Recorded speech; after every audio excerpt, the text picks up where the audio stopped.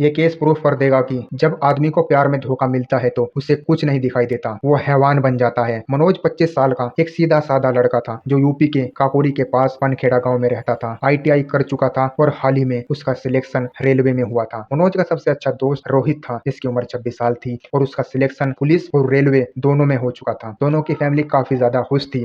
21 मार्च 2025 की रात मनोज रोहित को कॉल करता है और उससे बोलता है कि एक बर्थडे पार्टी है तो प्लीज तुम मेरे साथ चलो। रोहित शुरुआत में तो मना करता है क्योंकि वो पढ़ रहा था, लेकिन कहते हैं ना, अगर सच्चा दोस्त आपसे कुछ करने के लिए बोलता है तो उससे मना करना काफी ज्यादा मुश्किल हो जाता है। रोहित भी मना नहीं कर पाया और उसने कपड़े बदले, बाइक पर बैठा और बर्थडे पार्टी के लिए निकल पड़ा। रात के करीब 9 बजे पनखेड़ा गांव से लगभग 5 किलोमीटर दूर कुछ राहगीर पुलिया को क्रॉस कर रहे थे। ऐसे में ही उनकी नजर एक चीज पर पड़ी। जैसे ही वे उस चीज के करीब गए तो वो काफी ज्यादा घबरा गए और भौचक्के रह गए क्योंकि ये चीज एक इंसान की लाश थी और ये लाश किसी और की नहीं थी बल्कि मनोज की थी। कुछ दूरी पर एक और लाश पड़ी थी और ये लाश किसी और की नहीं थी बल्कि रोहित की थी। इन दो सीधे साधे लड़कों को आखिर किसने मारा था और ऐसा इन्होंने किसी का क्या बिगाड़ दिया था? पुलिस मौके पर पहुंची और पुलिस ने जांच पड़ताल शुरू की। जांच पड़ताल करने पर पता चला कि जिस बाइक पर ये दोनों गए थे वो बाइक भी कुछ दूरी पर खड़ी हुई थी। इसका मतलब ये कोई लूटपाट का मामला नहीं था। दूसरी चीज, छानबीन करने पर पुलिस के हाथ एक कटी हुई उंगली भी लगी। अब सवाल उठता है कि ये कटी हुई उंगली आखिर किसकी थी? पुलिस ने मनोज और रोहित की कॉल रिकॉर्डिंग निकाली। शुरू की रिकॉर्डिंग संभालने पर पुलिस की नजरों में एक नाम आया और ये नाम था अंकिता का। अंकिता के अलावा मनोज को एक और अननोन नंबर से 35 मिस कॉल आई थी। अब सवाल उठता है कि इस अननोन नंबर से आखिर उसे कॉल किसने की थी?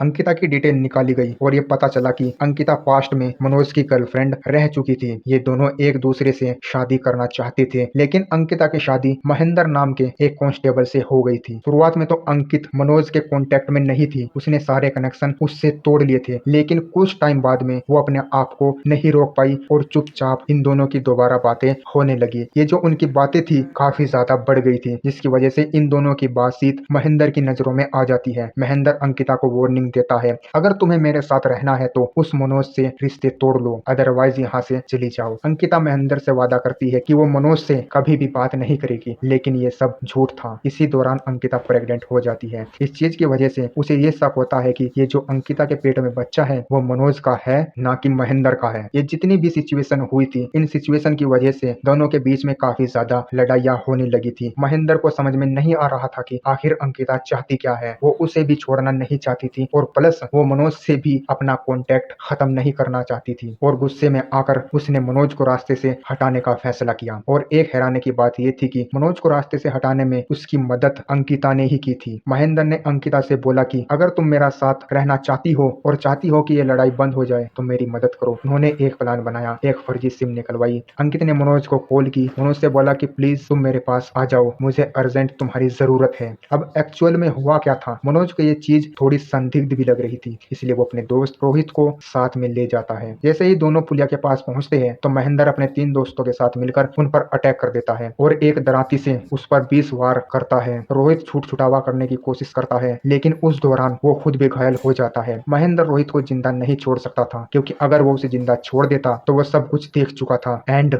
वो सब कुछ बता देता, जिस वजह से ये सब पकड़े जाते। ये जितने भी राज थे उनका खुलासा तब हुआ जब पुलिस ने इन सबको अरेस्ट किया और प्रूफ के बेसिस पर सीसीटीवी फुटेज, पोस्टमार्टम और प्लस उस उंगली के डीएनए की मदद से ये प्रूफ किया कि हाँ, इन्होंने ही वो क्राइम किया है। एक्चुअल में जो उंगली थी वो किसी और की नहीं थी बल्कि महेंद्र की थी, जो हाथापाई के दौरान कट गई थी। फिलहाल तो सभी लोग ये जेल में बंद हैं।